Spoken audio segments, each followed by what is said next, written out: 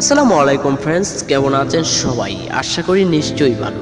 আজ আপনাদের জন্য ঘাস ফুলের ভালোবাসা এই গল্পের পরবর্তী পর্ব নিয়ে এলাম। নিশ্চয়ই ভালো লাগবে। যদি ভালো লেগে থাকে তাহলে একটি লাইক দেবেন আর অনুভূতিটা একটু প্রকাশ করুন। আর যদি আপনি এখনও আমাদের চ্যানেলটি সাবস্ক্রাইব করে না থাকেন, প্লিজ এখনই সাবস্ক্রাইব করে নিন এবং পাশে থাকা বেল আইকনটি অন করে দিন। আর যারা অলরেডি সাবস্ক্রাইব করেছেন তাদেরকে জানাই অসংখ্য ধন্যবাদ। তো ফ্রেন্ডস, চলুন শুরু করে যাক। ঈশা রুমে মিলি যেতে ঈশা মিলিকে জড়িয়ে ধরে হাউমাউ করে কাঁদতে লাগলো। মিলি বলল, আরে আপনি এভাবে কাঁদছো কেন? কি এমন হয়েছে যে এভাবে কাঁদছো? ঈশা বলল, মিলি তুমি তোমার ভাইকে বোঝাও, আমি এ বিয়ে করতে পারবো না। মিলি বলল, ভাইয়া তোমাকে খুব ভালোবাসে, তাই তো বিয়েটা করতে চাইছে। ঈশা বলল, আমি সবাইকে ঠকাতে পারবো না, তুমি ওনাকে বোঝাও। মিলি বলল, তুমি তো আর ঠকাচ্ছ না, যা করার ভাইয়াই তো করছে, তাহলে তুমি এত ভয় পাচ্ছ কেন? আর ভয় পেতে হবে না। ঈশার চোখের পানি মুছে দিয়ে বলল, আজ রাত 11টায় ভাইয়া তোমাকে নিয়ে ভাইয়ার ফ্রেন্ডসের বাসায় যাবে, আর সেখানেই তোমাদের বিয়েটা হবে, তৈরি থেকো। ঈশা চুপ করে রইল। মিলি বলল, কিছু বলছো না যে? ঈশা বলল, কি বলবো? মিলি বলল, এত মন খারাপ করো না তো, সব ঠিক হয়ে যাবে। মিলি চলে যেতে ঈশা ভাবতে লাগলো, কি করে বিয়ে বন্ধ করা যায়। অনেক ভেবে প্ল্যান বের করলো। রাত 11টা। ঈশান এসে ঈশার রুমে ঢুকলো, কিন্তু ঈশান কোথাও ঈশাকে খুঁজে পাচ্ছে না। ওয়াশরুমও দেখলো, সেখানেও নেই। মাথাটা হ্যাং হয়ে যাচ্ছে। ঈশা কোথায় গেল এটা ভেবেই মাথাটা কাজ করছে না ঈশান। ঈশান বলল, ঈশা তুমি কোথায়? প্লিজ ফিরে এসো। কিন্তু ঈশার কোনো সাড়া শব্দ নেই। খুব খারাপ লাগলো ঈশানের। তবুও চুপচাপ ঈশার খাটে বসে রইল। তখনই ঈশানের নজর পড়ল জানালার পর্দার দিকে।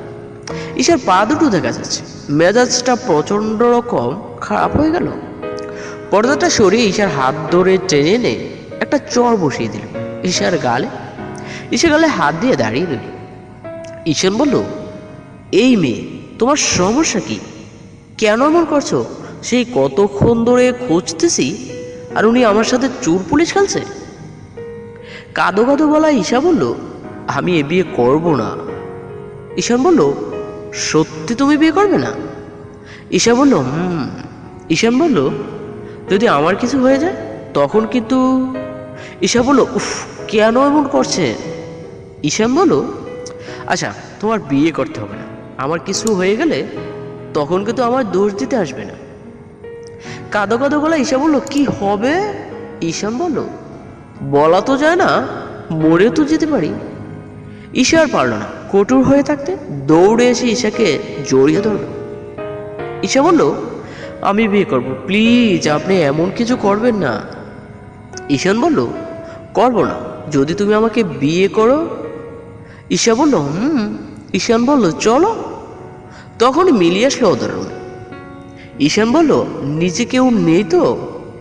মিলি বলল, না, তোরা তাড়াতাড়ি বেরিয়ে পড়।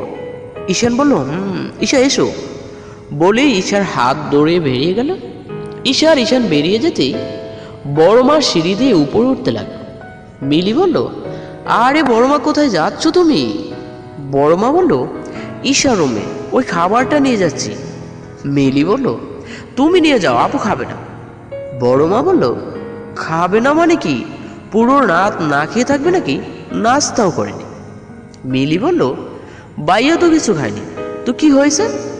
বড় মা বলল, ও তো বললো ও বাইরে থেকে খেয়ে এসেছে। মিলি বলল, ও, আমি তো জানতাম না। তুমি একটা কাজ করো, খাবারটা আমার কাছে দাও, আমি আপুকে দিয়ে আসি। বড় মা বলল, না, আমি দিয়ে আসি, তুই গিয়ে পড়তে বস। মিলি বলল, ও আল্লাহ গো, বাঁচাও। বড় মা বলল, কিরে সর সামনে থেকে। মিলি বলল, আরে বড় মা, তুমি কষ্ট করে যাবে কেন? তুমি বরং আমার কাছে দাও, আমার আর আপুর রুম তো পাশাপাশি, আমি আপু খাবারটা দিয়ে পড়তে বসবো। বড় মা বলল, আচ্ছা নে তোমার। মিলি বলল, থ্যাঙ্কস গড। এরপর মিলি ঈশার খাবারটা নিয়ে ঈশার খাবারটা রুমে রেখে দিল। প্রায় আধা ঘন্টা পর ওরা রবিদের বাড়িতে পৌঁছালো। কলিং বেল চাপতেই রবি এসে দরজা খুলে দিল। ঈশান বলল, কি রে, সব ঠিক আছে তো? রবি বলল, সব রেডি, কাজও এসে গেছে, শুধু তোদের অপেক্ষা করছিলাম। ঈশাকে নিয়ে ভেতরে আয়, নিয়ে যা, সেখানে আপু আছে। ঈশান ঈশাকে ভেতরে নিয়ে গেল। এরপর রবির উদ্দেশ্যে করে বলল, ঈশান, আপু শাড়িটা কোথায়?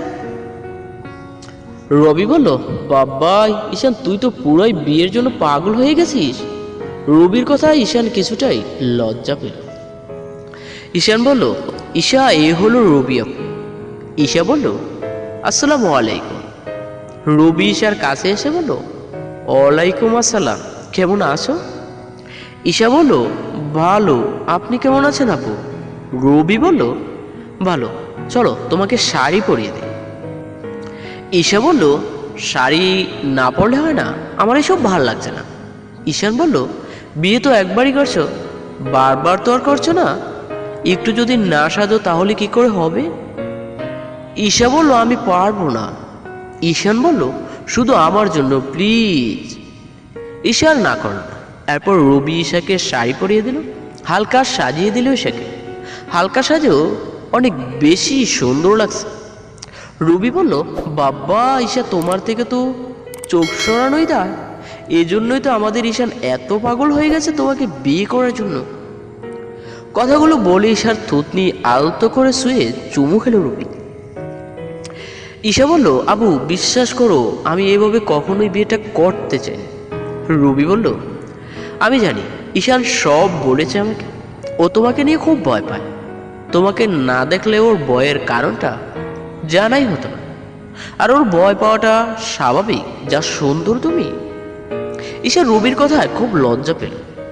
রবি বলল, আপু ঈশাকে সাজানো হয়েছে? রবি বলল, আসছি। অতঃপর বিয়েটা সম্পূর্ণ হলো। 10 লাখ টাকা দেনমোহরে ঈশান ঈশাকে বিয়ে কর। ঈশানের আরো কিছু ক্লোজ ফ্রেন্ড ওদের বিয়েতে সাক্ষী হিসাবে ছিল। রবির বাবা মা গ্রামে থাকে, আর রবি ওর আপুর বাসায় থাকে, পড়াশোনা করছে। আর ওদের বিয়েটা রবির আপুর বাসাতে হয়। সবাই মিষ্টি খাওয়া খাই করছে।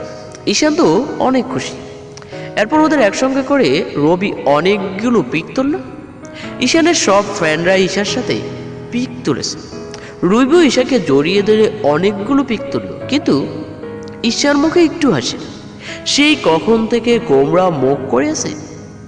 ঈশার সবার থেকে একটু আলাদা হয়ে ঈশাকে নিয়ে একটা রুমে ঢুকল। ঈশাকে পেছন থেকে জড়িয়ে ধরে বলল, মন খারাপ? ঈশা বলল, জানি না। ঈশান বলল, সরি লক্ষ্মী বউটা, আমি ওইভাবে তোমাকে বিয়ে করতে চাইনি, কিন্তু কি করব বলো, তোমাকে নিয়ে আমি যে কোনো টেনশনের মধ্যে থাকতে চাই না। ঈশার কাঁধে মুখটা রেখে বলল, এখন তাড়াতাড়ি বাসায় চলো, আমার খুব টেনশন হচ্ছে। ঈশান বলল, এখনই বেরিয়ে পড়ব। এরপর ঈশান ঈশাকে নিজের দিকে ঘুরালো। তারপর ঈশার মুখে হাত দিয়ে উঁচু করে হা করে তাকিয়ে রইল। ঈশা বলল, উফ, এভাবে কি দেখছে? ঈশান বলল, বউটাকে দেখছি। এই তুমি আজ লিপস্টিক দাওনি কেন? ঈশা বলল, আমি লিপস্টিক দেই আর আপনি আমার ঠোঁটের 12টা বাজান। ঈশান হাসি দিয়ে বলল, যাক, এমনিতে আমার বউটা অনেক সুন্দরী, বেশি সাজনি বেশ করেছ, তাহলে যে হার্ট অ্যাটাক হয়ে যেত। এমনিতেই তোমাকে এসে আজ দেখে আমি তো শেষ, তার উপর যদি আরো সাজতে তাহলে তো আজ আর বাসাতেই যাওয়া হতো না। ঈশা বলল, উফ, আপনিও না। ঈশান বলল, আচ্ছা শোনো না। ঈশা বলল, বলুন। ঈশান বলল, তুমি তাড়াতাড়ি শাড়িটা চেঞ্জ করে নাও, এই অবস্থায় তো আর বাসায় যাওয়া যাবে না। ঈশা বলল, আচ্ছা আমি এখনই চেঞ্জ করে আসছি, আপনি বাহিরে যান। ঈশান বলল, কিছুক্ষণের মধ্যে ঈশা রেডি হয়ে বেরিয়ে আসলো। রবি বলল, এই ঈশা, এখনই কি তোমরা চলে যাবে? ঈশান বলল, হ্যাঁ আপু, অনেক রাত হয়ে গেছে, এখনই যেতে হবে। রবি বলল, সে কি আপু, যেতে এত কিছু রান্না করলো, না খেয়ে কি চলে যাবি নাকি? ঈশান বলল, না রে, এখন খাবো না, তোরা খা। রবি বলল, না ঈশান, আমি এই কথা শুনছি না, তোমাদের খেয়েই যেতে হবে। রবির সাথে ঈশানের খুব ভালো সম্পর্ক রবির সূত্রে, তাই রবি ঈশানকে সব সময় তুই করে বল। অগাধ্য কেয়ার করা। দুজনে খেয়ে বাসার উদ্দেশ্যে রওনা দিল।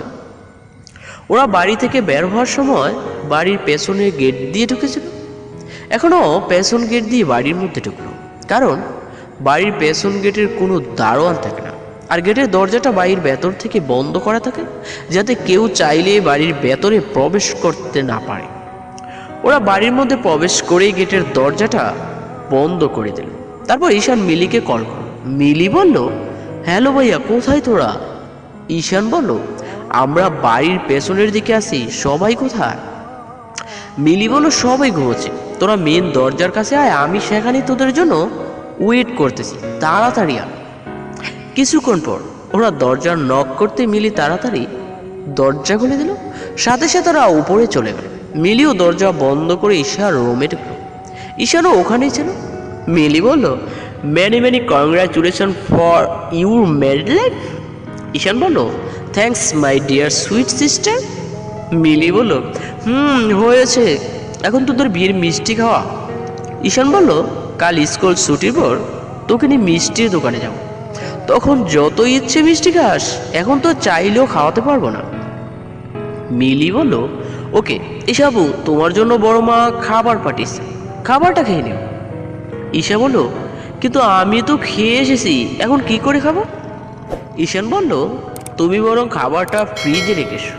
মিলি বলল, ওকে, গুড নাইট, আমার খুব ঘুম পেয়েছে। ঈশান বলল, ওকে, গুড নাইট। মিলি চলে যেতে ঈশানও খাবারগুলো ফ্রিজে রাখতে চলে গেল। সেখান থেকে আসার পর ঈশার রুম। ঈশা বলল, আপনি এখনো যাচ্ছেন না কেন? ঈশান বলল, আরে যাবো তো, নতুন বিয়ে করেছি বলে কথা বউকে একটু সময় না দিলে হয়। ঈশা বলল, আর সময় দিতে হবে না, এক্ষুনি বের হন, আমার ঘুম পেয়েছে। ঈশান বলল, আর এত রাখছো কেন? পেছন থেকে ঈশার কোমর জড়িয়ে ধর। ঈশা বলল, উফ, ছাড়ুন তো। ঈশান বলল, ছাড়বো, আগে চোখটা বন্ধ করো। ঈশা বলল, কেন? ঈশান বলল, আরে করোই না, কোনো ভয় নেই। এরপর ঈশা চোখ বন্ধ করলে ঈশাকে আয়নার সামনে দাঁড় করালো। ঈশান বলল, একদম চোখ খুলবে না যতক্ষণ না আমি চোখ খুলতে বলি। এরপর ঈশাকে একটা গোল্ডের চেইন পরিয়ে দিল। ঈশান বলল, মিসেস ঈশান চৌধুরী, এবার চোখটা খুলো। ঈশা বলল, চোখটা খুলেই ওরা গলায় সুন্দর একটা লকেট চেন দেখল। ঈশান বলল, কেমন হয়েছে? ঈশা বলল, খুব সুন্দর। ঈশান বলল, তোমার হাজবেন্ডের নিজের উপার্জন দিয়ে এটা বানিয়েছে। ঈশা বলল, সত্যি? ঈশার মাথা নাড়িয়ে সায় দিল। ঈশা বলল, কিন্তু আপনি তো কোনো কাজই করেন না। ঈশান বলল, তোমাদের স্কুল থেকে আনার আগে আমি এক বাসায় টিউশনি করতাম, সেই টাকা জমিয়ে তোমার জন্য এটা বানিয়েছি। চাইলে আমি বাবার টাকায় তোমাকে অনেক দামি গহনা বানিয়ে দিতে পারতাম। ঈশা বলল, আপনি যে কষ্ট করে আমার জন্য এটা এনেছেন, এতেই আমি অনেক খুশি। এরপর ঈশান লকেটটা খুলে ঈশার সামনে ধরল। লকেটের এক পাশে ঈশার ছবি, অন্য পাশে ঈশানের। ঈশা বলল, এই আপনি আমার ছবি পেলেন কোথায়? ঈশান বলল, তুমি তো নিজেও জানো না তোমার কত স্রোত ছবি আমার ফোন। ঈশা বলল, কি খারাপ, আপনি লুকিয়ে কেউ কারো ছবি তোলে? ঈশান বলল, ভারী, আমি তো আর কারোর ছবি তুলিনি, আমি তো আমার বউয়ের ছবি তুলেছি। ঈশা বলল, অনেক হয়েছে, এবার রুমে গিয়ে শুয়ে পড়ুন। ঈশান বলল, যাবো তো বটেই, তার আগে। ঈশা বলল, দেখুন, ভালো হবে না কিন্তু। ঈশান মুখটা কালো করে দাঁড়িয়ে রইল। ঈশা বুঝতে পেরে ঈশানের গালে একটা চুমু খেল। মুহূর্তের মধ্যে ঈশানের মুখে হাসি ফুটে উঠল।